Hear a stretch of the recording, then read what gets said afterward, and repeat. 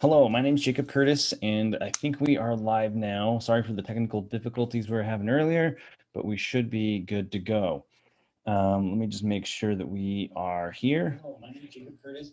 And looks like we are. So let's get started. So the 3 steps to a financially healthy quilt shop, right?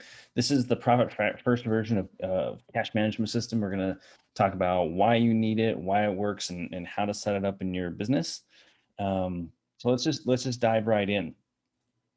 Um, so the very first step is to take your nose off the grindstone. Okay, putting your nose to the grindstone is a really easy way to cover up an unhealthy business. Okay, we think that if we can work harder, longer, or better, if we can hold out for something good, or if we can hold out, something good will happen one day. Something big is just around the corner, right? And that's what we're always thinking. Well, and something just magical will wipe away all the debt we have, all the financial stress, all of the worries. And after all, don't we really deserve that? Don't we really deserve to have all that happen for us? Isn't that how it's supposed to end? Well, in reality, no, it doesn't. That only happens in the movies. It's nothing like real life.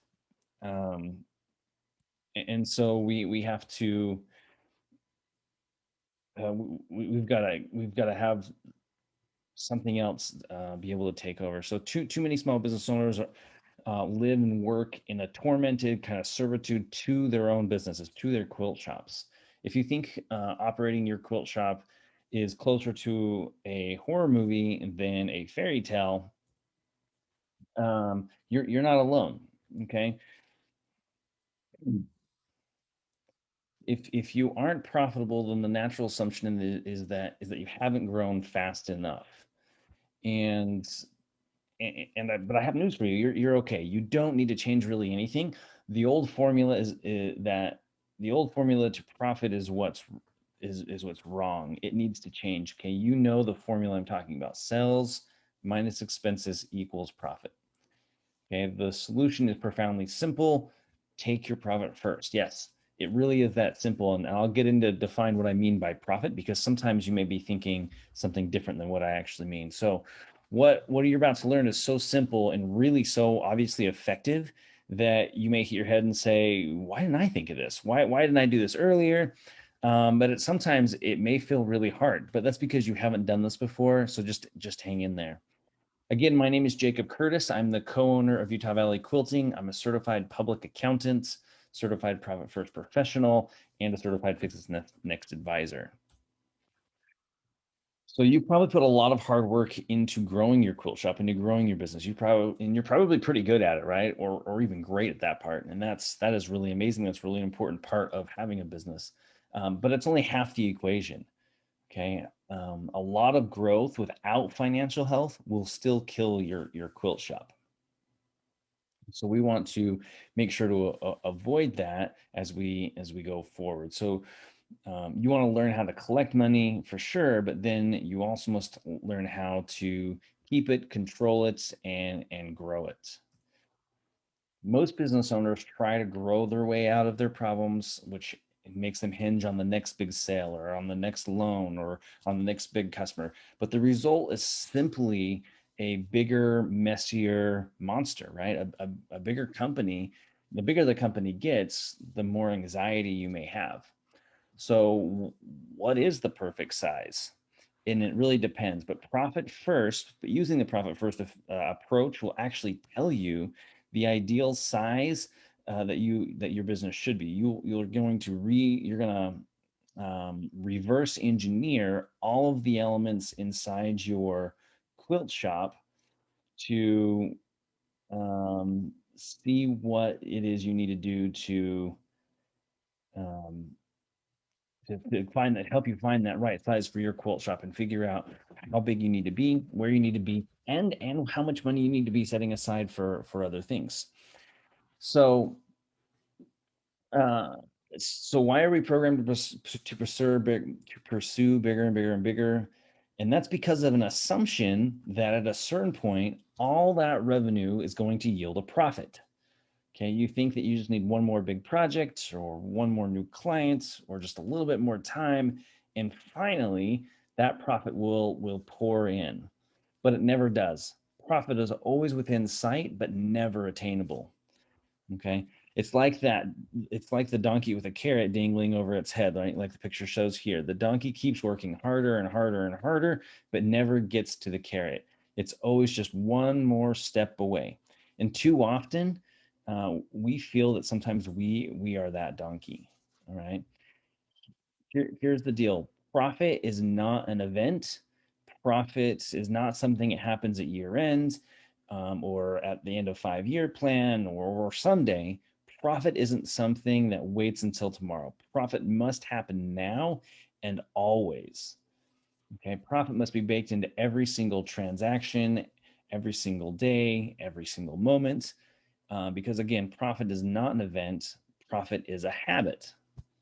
All right.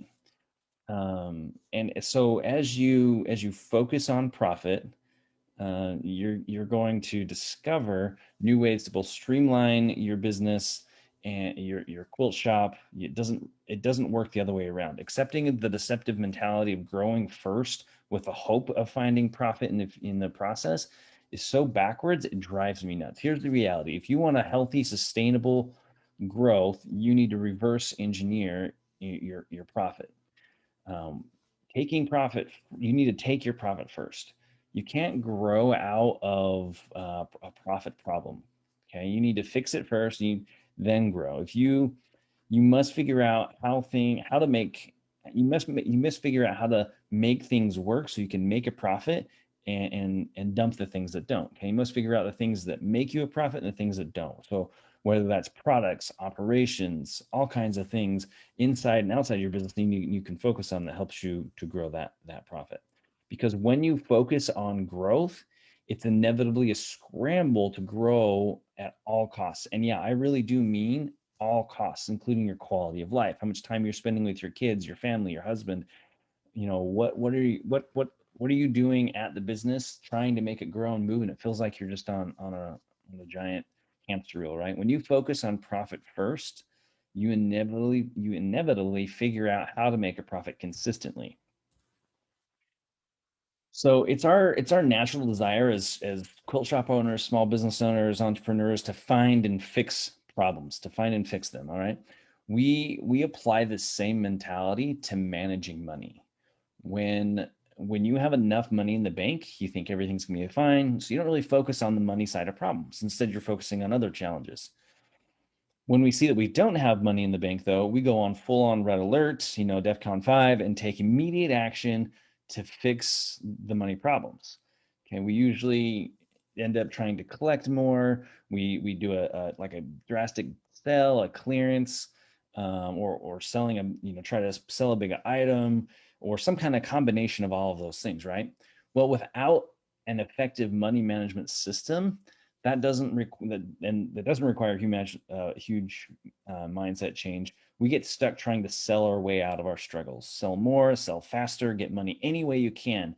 And this is a trap, and it's a dangerous trap. And it's called the survival trap. Okay. The survival trap says that any sale feels good because it helps us lift us out of temporary crisis. Okay. And it is temporary. Okay. When we have no clear statement or connection between our current crisis and our long-term vision beyond, or rather, when we're in the survival trap, we don't make the connection between our current crisis and our long-term vision other than sell, baby, sell. Just sell anything and anything to anybody. Okay. The survival trap promises fast money, but we rarely think about the massive cost uh, of opportunity that we're caught in the survival trap. And most of the time, we can't discern profitable income from debt generating income. Okay. Instead of being the world's best at one thing, mastering the process of delivering perfectly and super efficiently, we end up doing a greater variety of things and becoming less and less efficient at each step. At the same time, our quilt shops and businesses become harder to manage and costlier to run. The survival trap is not about driving toward our vision. Okay. It's just about taking any action to get out of the crisis. And part of that problem is is bank balance accounting. Okay, that's when you're looking at the money in your bank account as one pool from which you can operate your business without first addressing any tax issues, your own salary, and you're not even thinking about profit. Okay, and this leads us to top line thinking because we're focusing on revenue first, last, and always. That thinking is further supported by the traditional accounting method that public accounting companies and or not public accounting companies, but all public companies must use, all large, very large companies must use. And coincidentally, most small businesses actually used to use this as well. It's called GAAP, or generally accepted accounting principles. Well, traditional accounting's fundamental flaw is that it goes against human nature. No matter how much income we generate, we will always find a way to spend it, all of it. Okay. And we have good reasons for all of the spending choices we make. Everything is justified. Soon enough, whatever money we had in the bank dwindles down to nothing, and we continue to struggle and justify and cover every quote unquote necessary expense. And that's because we find ourselves in the survival trap. That is the survival trap. Okay. There's a saying, um, so there's a saying that says, "What's get measured gets done." Okay. Traditional accounting has us measure profits and sales, or has us measure sales first. It is the top line after, right? Sales minus expenses equals profit. And so we sell like mad while expenses are treated as a secondary evil to support it, to support even more sales. So let me tell you about a story I had. I was sitting in my office helping a client at the year end with her finances and figuring out her tax situation. Well, I brought up her profit and loss statement, and I said, "Yep, just like I thought, you have a $15,000 profit this year. Congratulations! That isn't too bad. That's pretty awesome." And she looked at me kind of funny, and I could tell she had a question. So I prompted her and said, "Well, do you have any questions?" And she hesitantly said, "If I had a profit, where's the cash?" Okay. And then it hit me. Accountants like myself, tax preparers, and others define profit differently than small business owners, than the quilt shop owners. Okay. Accountants point to a number on at the bottom of an accounting report and say, right here, this is the profit. Okay. An accounting profit or a tax profit, which is totally different than a cash profit. Right. So profit first defines profit simply as cash in the bank. So when you see profit first described in this manner, what we're really talking about is cold hard cash in the bank, right? So you can look at it and say, well, how much cash came in the bank, how much cash went out the bank, and how much is sitting there today? What is that? And that is how profit first defines profit, which is very different than uh, than how the traditional accounting and tax people define profit. Okay. So to successfully run a profitable quilt shop, you need to set up a super simple system to manage your cash. Okay. And one that you can understand within seconds, one that you don't need help from an accountant to use, and you need a system that's really designed for humans and not Spock. We need a system that can tell us exactly the truth about the health of our quilt shops, and one that we can look at and know instantly what we need to do to get healthy and stay healthy. Okay, we need a system that tells us um, what we can actually spend and what needs to be reserved or saved, and a system that doesn't require us to change our habits, but automatically works with our natural behaviors. And Profit First is that system. So um, if you were Spock in, that logical, superhuman, well, I guess he was partial human, but that very logical aspect of you, you would sit down and tie out the financial numbers, and then perform a financial analysis and compare and contrast budgets and forecasts. But my guess is you haven't done that, or you don't do it very often. Okay, as humans, we have certain tendencies. Okay, and chances are you probably logged into your bank account every few days or maybe even a few times a day to see what the bank balance is, right? You probably make gut decisions based on that balance that you see in your bank account. Well, Mike Michalowicz, the author of Profit First, and the founder and co-founder of Profit First Professionals, has designed the Profit First method so that you don't have to change yourself at all. Okay.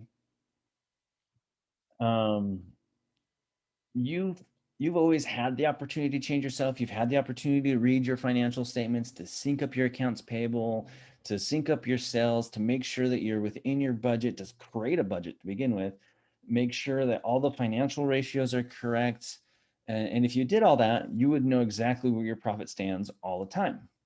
But really, only Spock, and I would argue only a few accountants can actually manage to do that consistently. Okay, most small business owners and quilt shops, um, myself included, revert to checking our bank balance and going with our gut. Okay, we are our established habits die hard. So why do we try to change them? Instead, let's use a system that works with your existing habits. Okay, Profit First sits in front of your accounting. You still need to do your accounting and bookkeeping, but Profit First will tell you when you have a red flag and need to dig deeper into the more complex accounting stuff. Hopefully, with your qualified accountant bookkeeper that actually knows what they're talking about. And Profit First will show you exactly where your cash stands at any given moment. Okay. You'll know your profitability, your reserves for taxes, what you're getting paid, and the amounts you have to run your business operations. And and all that and more. But here's the deal. There's only one way to fix your financials, and that's by facing your financials. You can't ignore them. You can't let someone else take care of them. You can't take charge. You need to take charge of the numbers. But there is good news. The process is really, really simple. In fact, you're going to fundamentally understand how to do it by the end of this little presentation webinar thing. So, uh, why is your business like a tube of toothpaste? Okay, how does that relate to the business? Well, there's a guy named Parkinson, and he created a law a long time ago, and it's called Parkinson's law, and it states that the demand for something expands to meet its supply. In economics, it's called induced demand. It's why here's an example. It's why when roads expanding roads. It's why when we go and expand add lanes to traffic, and to reduce the congestion, it never really works in the long term. Okay, it may work for a week or two, or maybe a month, or maybe a little bit longer, but in the long term, it doesn't ever work. That road gets congested again. And that's because more drivers show up in their cars to fill in those extra lanes. Similarly, if your customer gives you a week to turn around a project, you're likely to take the whole week. Even if you had the whole week and had the time to do it in that week, you're probably going to take the whole week, even if you could have done it. But let's say that they give you one day to do it and you agree to take on that project, you're going to get it done in a day. Okay. So you see, the more we have of something, the more we consume it. And this is true with anything, food, time, even toothpaste. So let's go through a little example of that using toothpaste as the business. Okay. So how much toothpaste do you use when you have a brand new tube of toothpaste? A big old bead, a big old dollop, right on your brushes. I mean, why not? After all, you have an entirely brand new tube of toothpaste. So you put a nice long bead on that brush. Then before you start brushing, you turn on the faucet to moisten up the little brush. Then it happens. The toothpaste falls into the sink. Okay. But who cares? You've got a whole tube of toothpaste. So you just open up that tube and put on another big bead, and you've got tons of it. So you put another big bead on there, and you start brushing away. Okay. But what happens when you open that drawer and you find an almost completely empty tube of toothpaste? Okay. Well, the game changes, right? It starts off with an insane amount of squeezing, twisting, churning. Okay, maybe you get um, some tools and other things, but you finally, you finally get a little bit of it to poke out, and you go to swipe it off. And in order to do that, you got to let go to grab your toothbrush, and all of a sudden, that little bit that was poking out is now gone. It's sucked back in there. Well, you, this is exactly kind of what happens, right? We try to get that one on there, but you can't, and you so you're trying to get that out, and finally you figure out a way. You get your twisting, you get your mouth involved, you get tools involved, all that kind of stuff, and you finally get that little bit of piece eked out onto your teeny tiny little toothbrush, which is just enough to give you a nice fresh mouth sensation, right? So isn't it kind of funny how we change based on what's available for us? Okay, when we had a full tube of toothpaste, we just got a second one out. The other one brushed it down the sink or whatever we did. The second one, we are fighting to get out that last little drop of toothpaste so you can get, so you can brush your teeth. Well, um, here's what's really fascinating. Parkinson's law triggers two behaviors when supply or toothpaste or money is scant. Okay, when you have less, you do two things. The first one's obvious. You become frugal. Uh, when there's less toothpaste in the tube, you use less to brush your teeth, which is fine. You still get your breath. You still use your toothbrush, and you still get a fresh minty kind of taste, and your teeth are clean. um, and that's really important. But the second thing happens, and that's probably even more impactful, and that's because you become highly innovative. You find all sorts of ways to extract that last little drop of toothpaste out of the tube, okay, or to stretch that last dollar, or to make your business work. It seems if there's um, and that's what we need to do for our businesses. We need to make sure that we are squeezing every last dollar out of our business and being frugal and innovative so that we can operate them profitably. Okay, if there's one thing that will forever change your relationship with money, it's really understanding Parkinson's law. Okay, you need to intentionally make less money available to operate your business. Okay, when there is less, you will automatically run your business more frugally, and that's really good. Okay, uh, and and you'll also run your business way more innovatively. Okay, and that is great. By taking your profit first, you will force yourself to think smarter and innovate more. If you first extract your profit and remove it from sight, you'll be you'll be left with a nearly empty toothpaste or bank to run your business. When there's less money available to run your business, you're going to find ways to find better results, or to get the same results or better results with less. Okay, by taking your profit first, your business will force you to think smarter and innovate more.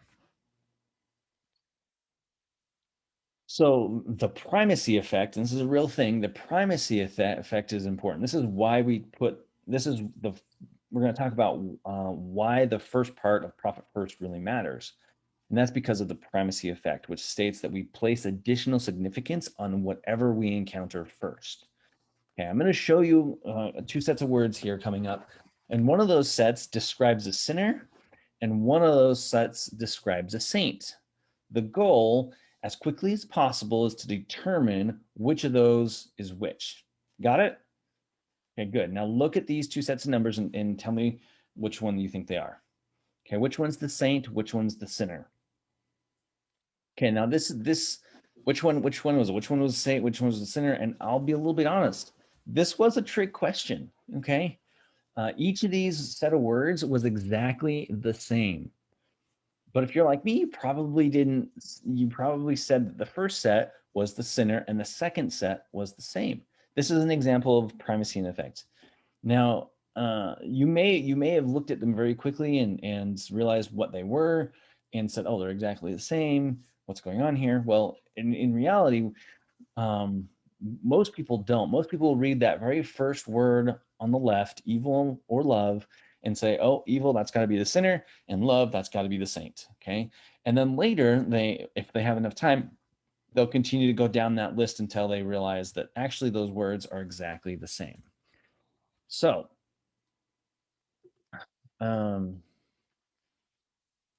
there we go. What we want to do is when you really are focusing on the conventional formula of sales minus expenses equals profit, we are primed to focus on those first two words, sales and expenses, and treat profit as an afterthought. And because of that, we behave accordingly.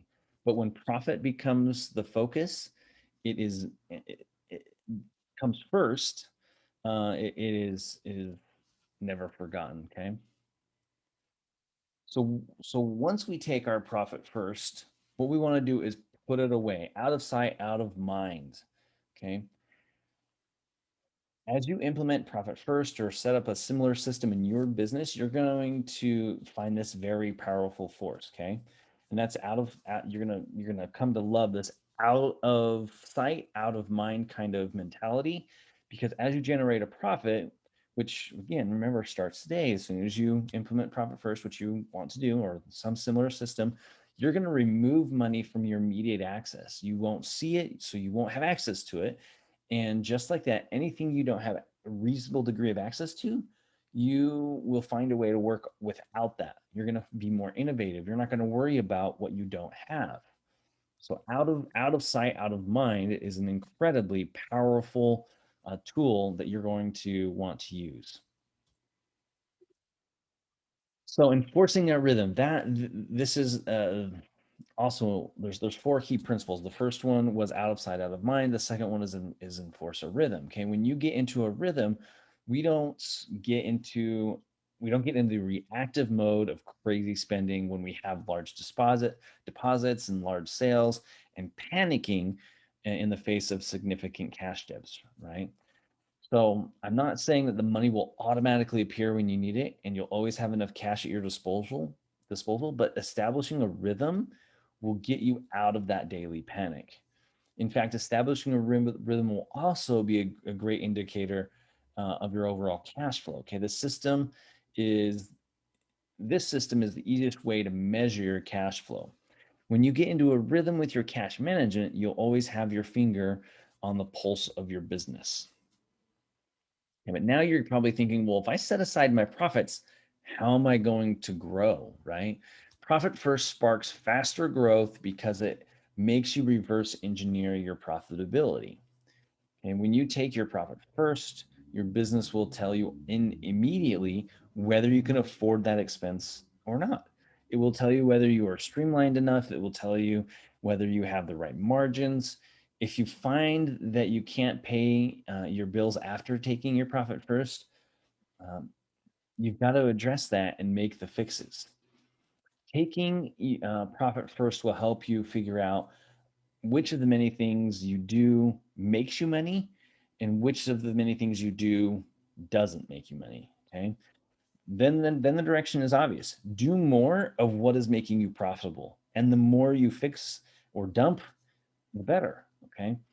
And you will focus on things that make you a profit naturally, and because that's what's giving you the money, that's what's giving you the reward, and you'll get better and better at it. And when you get better and better at what your customers already want and like, they're going to want and like you more, and that just translates into faster, healthier growth. So to grow the biggest and fastest, you need to be the best at something, at the one thing you do. And to become the best at something, you need to first determine what it is you do best and then do it a whole lot more. Okay. And the more you do it, the better you'll get. And to get there, you take your profit first, and the answers to being the best at something will reveal themselves. So to grow the biggest and fastest, you need to be the best at one thing that you do. So let's take a look now at the core principles. We've kind of already touched on two, but now we're going to go and take a deeper look at them. So the new formula for this, and if you're any math person out there, you'll recognize that the formula we had before is the same formula we have now. Sales minus profit is equals expenses. We just did a little bit of algebra and switched profit and expenses. Okay, but this is a huge change, and a really important one for you to grasp and understand. Okay, sales minus profit equals expenses. As we said before, what you're going to learn really isn't anything new. Not even to you really. I would imagine that you are aware, at least partially or in full, because of what this is. I said you've probably heard of the concept pay yourself first, meet small plates, and grandma's envelope system. This is all of that, um, combined into something that really helps you to move forward and grow. So the first principle is to use small plates. Following Parkinson's law, which we've talked about before, we use an income account as the serving tray to allocate to other portions of the other accounts. So you may be thinking other accounts, and don't worry, we'll get to that. Okay. Serve sequentially. Take advantage of the primacy effect. When profit comes in, it is the focus and it's never forgotten. You want to make sure you first take your profit out, uh, and always allocate money based on the percentage of the accounts. Never pay the bills first. It only takes about 5 minutes to make those transfers, and it's going to totally be worth it. The third one, which kind of talked about it, out of sight, out of mind, is really remove that temptation. Okay, well, we need to create an out of sight, out of mind kind of mentality, because we never really want to steal from ourselves or the government for that matter. Remember, we're gonna take those taxes and hide them away until we need to pay them. Okay. The fourth one is enforce a rhythm, which we've talked about already. Establishing a rhythm will get you out of the daily panic. Okay. It will help you. It'll also help you keep your finger on the pulse of your business, of your quilt shop. And this is controlled, recurring cash management, not fly by the seat of my pants cash management. So the third step is to take is to set aside 1%. I want you to take one small, simple, easy action that will start you down the path of permanent profitability. There is no excuse because it is so easy to do. Okay. Right now, I want you to set up your profit account. Go to your bank and set up an additional checking account. And you're going to nickname that account. Often online, you can give them nicknames. I want you to nickname this your profit account. Don't get stuck in the weeds of whether it should be a savings account or a sweep account or any of that. Okay. Just take the 5 seconds you need to set up one little account. The time it takes for you to set up a special kind of account for this is not worth the little bit of interest that you may get. Your goal is to just get started and not slip back. Okay, set aside 1% of your business. If you could run your business on $1,000, now you can run it on $990. $10 or 1%. 1% is not going to make a huge difference in your business. Now, after setting up this new account, um, nickname the profit account, and from this moment forward, any deposit that you get, put it directly into your normal checking account. Transfer 1% of that deposit into your profit account. Okay. Um, and what's going to happen is you're going to start to have the system prove itself to you. Okay. That $1,000, let's say if you get $1,000 deposit, you're gonna transfer instantly $10 into your profit account. And you may be thinking, well, it's not going to make me a lot of money. You're right. It's not going to make you a lot of money, that profit, but you'll be profitable from day one, even if it's only $10 in profit. Okay. You're really not going to miss that 1% of your business. If you could run your business on $1,000 a month, you can run it on $990 a month. If you ran your business on $20,000 a month, you can absolutely run it off of $19,800 a month. Okay. You're not going to miss that 1%, but something magical is going to happen. You're going to start proving the system to yourself. You won't get rich overnight, but you will create a sense of confidence in yourself. You'll have a flavor of how powerful it is to really reserve your profit in advance. Okay. Your job is to stick with this small step for a while. Watch your profit accumulate, granted slowly. But yeah, it will be small, but it is profit nonetheless. The goal here is to win over your mind, right? Um, this is this the goal is for you to realize that this unfamiliar process of taking your profit first isn't so scary after all. Then once you are digging this new profit first vibe, you're liking setting that aside, okay, you're set up for greater success because you will be ready to go to set up the full profit first system in your shop. Okay, so let's talk a little bit about setting up your account. So let's come back to this, review this in a few months, but profit first, in part at least, is really the cash envelope system that you've heard about for years. My guess is your grandma probably used it flawlessly, but this is just the envelope system applied to your business and modernized by using bank accounts. The system worked flawlessly for your grandma, like I said, and I suspect it's done something similar for yourself or someone else in your family. Okay. Um, and it's really that simple. You're going to set up different bank accounts for different needs. So often we hear your accountant, your CPA, your tax preparer say, don't look at the bank accounts, look at your accounting system. And you're thinking, okay, but don't you just love looking at that accounting system? Don't you just love those 1,000 beautiful vacation photos, right? If you follow exactly what your accountant or taxpayer has said, this is what you're going to have to do. First, you're going to reconcile all of your accounts for accuracy, review your profit and loss, your cash flow statements, then tie the numbers into your balance sheet. Then you'll run the critical metrics such as your OCR,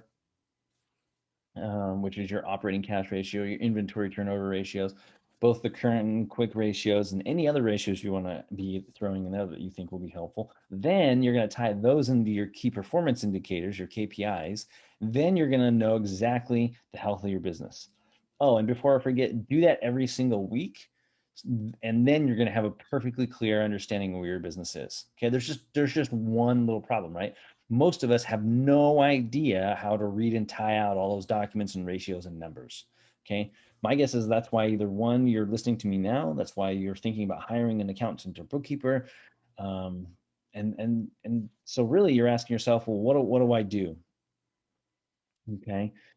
And what do most people do? What do most like when they hear that that's everything they've got to do? What do most entrepreneurs do? They revert to bank balance accounting. Again, that's when you log into your bank account, note your balances, and then based on what you see, you make decisions on how to proceed. When our bank balance is low, we make collection calls and sell hard. We sell anything and everything. We do, clearance sales, that kind of thing. When our bank account has enough money, or when our bank balance is high, we invest in equipment and expansion, and everything kind of works together. And it kind of works kind of for a little while, and then until it doesn't, right? So yeah, bank balance accounting seems to work because of how we are wired to look at our indicators. Does my bank have enough money in it? Then we trust our gut and take action. And the system does work, but it also doesn't work perfectly because it seems that we never have enough money to pay ourselves. We never have enough profit in the business, and that's why Profit First was created. Profit First is designed so that you can and should continue doing bank balance accounting.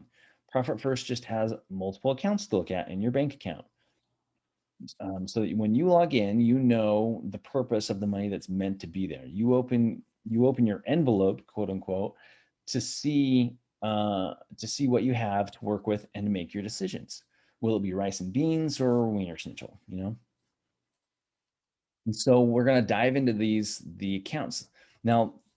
Mike Michalowicz in his book has seven foundational accounts. Often we talk about the first five here, but in reality, there's more. Okay, so we have the income account, and that's to collect the deposits, all the money you've done, and be a serving tray to the other accounts. And now the other accounts are your profit account, and this is to be the serving tray to your profit hold account. We'll get to that. Your owner's comp account, which is to be used to compensate the business owners. If there's more than one, that will be the account that you'll collect the money in, so you know it's there. You have your tax account. That's to be the serving tray for your income taxes, both for your personal and the business. Okay, both of those. That's really important. But it's really meant for your tax hold account. So then we have the OPEX account, or operating account, operational expenses, OPEX. And that's to pay all the bills and expenses that don't fit into another category. Okay, now we're going to get into those special two, the profit hold account and the tax hold account. So the profit hold account is to accumulate your profits. Okay, and your profits are to be used for emergencies and distributions. Again, profit is cash, cash in the bank. Okay, this is where you're going to save those profits. Okay, and then you're going to only use those profits as um, for emergencies or for distributions. Okay, the tax hold account is the holding tank for all of your taxes, both business and personal taxes. This isn't necessarily for sales tax or other kinds of taxes like that. This is really meant to be saved for the income tax of your business.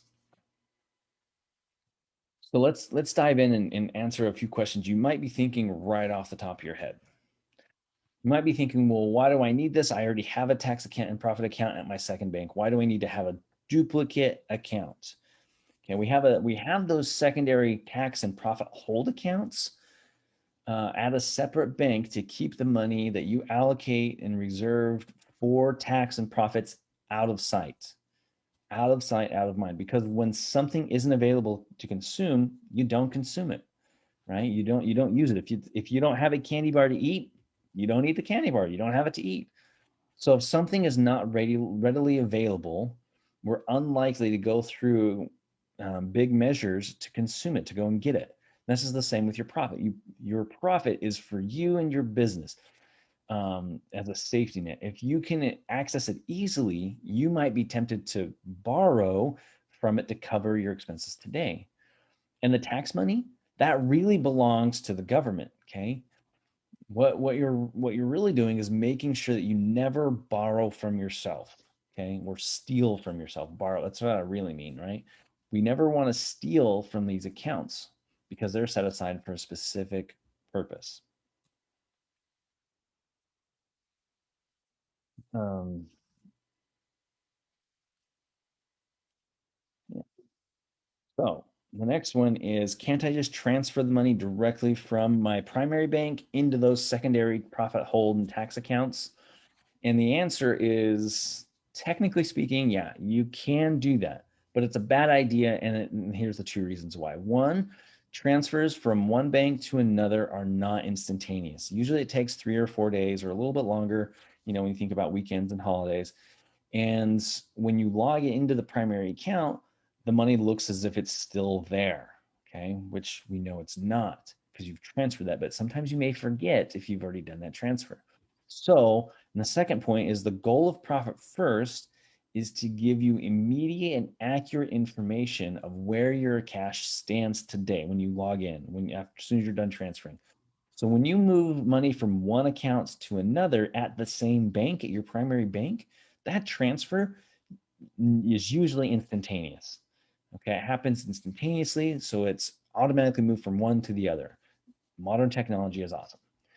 But by first moving the money from your income account to the profit and tax accounts, remember those serving trays, along with all the other accounts we got to transfer money to, you will instantly see where your money stands on their respective plates. You know how much is going to go for each of those. You've allocated and transferred all of the money out of the income account.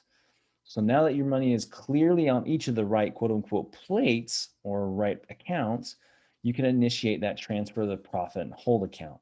Okay, that's at the second bank. Now, anytime you log into your primary bank, you'll know exactly where you stand, even if the transfer to your no temptation bank hasn't been completed yet. So the goal is to give you instant and accurate knowledge of where your cash stands.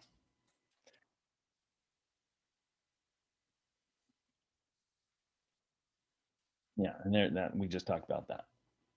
So you want to transfer from one bank to another are not instantaneous, so you'll see it and you might get confused if it still needs to be there or not.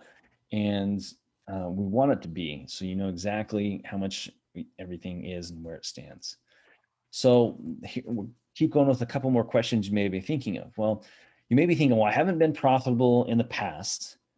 So how can I take my profit first? Or I haven't had cash in the past, so how can I take cash out now? Or how can I save that?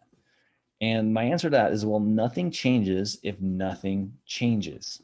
Okay, people have difficulty accepting the notion that they can't start taking profit right away because it seems like there's some kind of woo-woo accounting trickery going on, and it's not. And in fact, I would argue that regular accounting that is the one that really employs the magic, because profit cash in the bank does not equal profit cash on your taxes or on your profit and loss statement. Okay. By taking your profit first, you're fundamentally changing the way you run your business.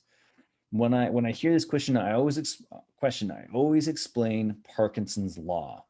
You spend every penny you have available and stretch every dollar in the lean times to keep your business moving forward. I'm simply asking you to remove the profit first and operate on a little bit less. Okay. You've done this already during lean times. I mean, when things got tough, you already kind of did this. You found a way to survive. Okay. And so there's a saying, and that saying is right there in front of you: nothing changes if nothing changes. If you don't change the way you take your profit, you will never take a profit. Well, can't I just use a spreadsheet or my own accounting system? Why do I need to do this at a bank? Well, I answer this with a follow-up question by asking this: how has that served you so far? Aren't you already following your cash flow every day in a spreadsheet or in your accounting system? Aren't you already checking your accounting system, reviewing the numbers? No, exactly. Okay. Um, so setting up profit first in your accounting system is only a slight modification over something that you're already supposedly doing and failing at. Okay. No matter what those spreadsheets or monthly reports say, your current bank balance will always be a stronger determinant of your behavior. You must set up profit first accounts at your bank because it is the only way to insert the system into your normal path of behavior.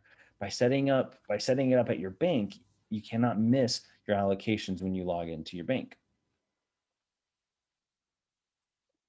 So, in quick summary,